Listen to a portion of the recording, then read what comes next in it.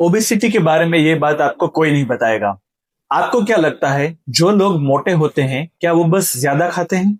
क्या उनके पास कोई विल पावर नहीं होती, या फिर वो बस एक्सरसाइज नहीं करते हैं? आज मैं आपको एक ऐसी बात बताने आया हूं जो शायद आपने कभी सोची भी नहीं होगी। देखिए, obesity is not just a result of lifestyle. Obesity एक बीमारी है, it is a disease. Yes, एक क्रॉनिक कॉम्प्लेक्स डिसीज। और इस बात को समझना, एक्सेप्ट करना और स्प्रेड करना हम सबकी जिम्मेदारी है।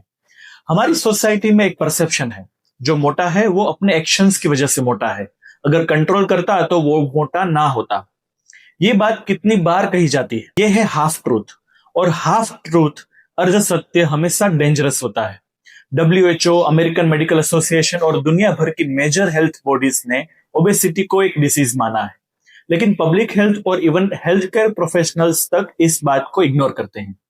सोचने वाली बात यह है कि डायबिटीज हो तो सिंपैथी मिलती है, थायराइड हो तो सपोर्ट मिलता है, लेकिन ओबेसिटी हो तो टॉन्ट्स मिलते हैं। ओबेसिटी के पीछे क्या सिर्फ कैलोरीज हैं? बिल्कुल नहीं। Obesity is a neuro hormonal disorder, जिसका मतलब है कि आपके ब्रेन, हॉर्मोन्स और जीन्स, ये सब मिलके इसमें रोल प्ले करते हैं। जैसे कि जेनेटिक्स, अगर आपके पेरेंट्स या ग्रैंड पेरेंट्स ओबीस थे तो आपका रिस्क 2 से 3 गुना ज्यादा होता है। दूसरा है लेप्टिन रेजिस्टेंस। लेप्टिन एक हार्मोन है जो बॉडी को सिग्नल देता है कि पेट भर गया है, अब खाना बंद करो। ओबीस लोगों में ये लेप्टिन होता तो है, लेकिन बॉडी उस सिग्नल को इग्नोर कर देती है। तीसरा है स्ट्रेस और कोर्टिसोल। कांस्टेंट स्ट्रेस से कोर्टिसोल बढ़ता है, जो बेली फैट को स्टोर करने में हेल्प करता है। चौथा है स्लीप डिप्रिवेशन। नींद कम तो हंगर हार्मोन्स ग्रेलिन बढ़ता है और आप ज्यादा खाते हो। अब आप ही सोचिए, ये सब चीजें सिर्फ विल पावर से कंट्रोल हो सकती है क्या?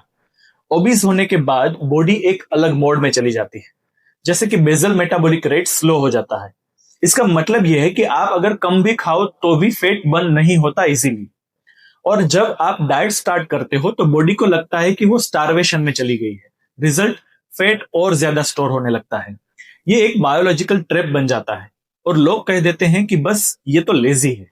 इमेजिन करो, एक इंसान डायबिटीज के लिए इंसुलिन लेता है। क्या आप उससे ये बोलते हो कि इंसुलिन लेना बंद करो, बस विल पावर रखो? नहीं। तो ओबेसिटी में ऐसा क्यों? आज मेडिकल साइंस के पास ओबेसिटी के ट्रीटमेंट ऑप्शंस होते हैं, जैसे कि लाइफस्टाइल मॉडिफिकेशन।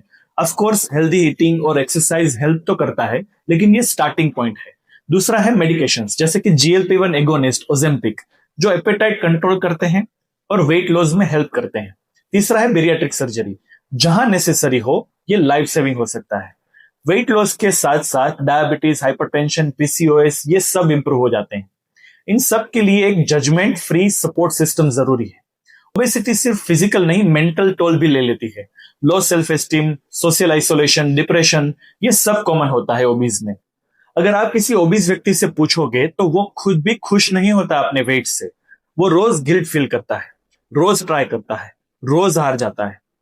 लेकिन सोसाइटी सिर्फ उसकी बॉडी देख के जजमेंट पास करती है। ये अनफेयर है, इनह्यूमन है। ये मैसेज हर डॉक्टर, हर टीचर, हर पेरेंट, हर इन्फ्लुएंसर तक पहुंचना चाहिए, क्योंकि जब तक हम ओबेसिटी को लाइफस्टाइल फेलियर समझते रहेंगे, हम पेशेंट्स की मदद नहीं कर पाएंगे। इमेजिन करो, अगर कैंसर को भी ऐसे ही ट्रीट किया जाता, जैसे कि हम उसे कहते हैं कि तुमने अनहेल्दी लाइफस्टाइल चुना, इसलिए तुम्हें अब भुगतना पड़ेगा, बट हम ऐसा नहीं करते। तो ओबेसिटी के साथ ऐसा क्यों?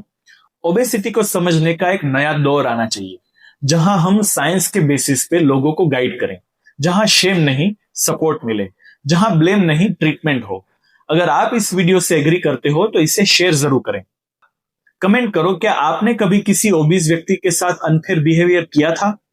और सबसे इंपॉर्टेंट, अपने आसपास के लोगों को समझो। Obesity is a disease and not a lifestyle choice. Believe it. Subscribe कीजिए इस सीरीज के लिए, जिसमें हम और भी मिथ्स को बस्ट करेंगे, सॉल्यूशंस को समझेंगे और अवेयरनेस फैलाएंगे। धन्यवाद।